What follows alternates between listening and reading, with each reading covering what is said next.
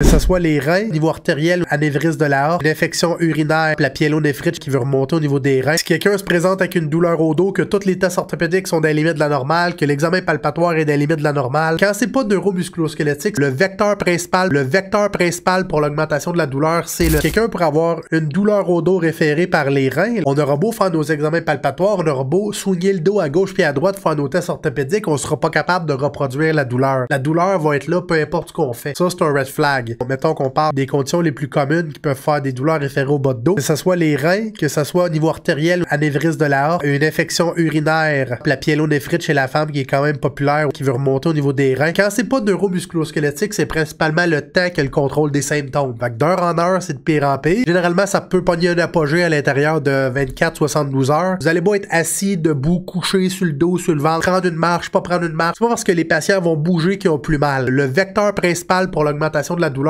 c'est le temps. Dans ces cas-là, on consulte pas en chiropratique, on consulte pas en physiothérapie ou avec un masso-kinésithérapeute en France, on consulte à l'urgence, on va voir le médecin.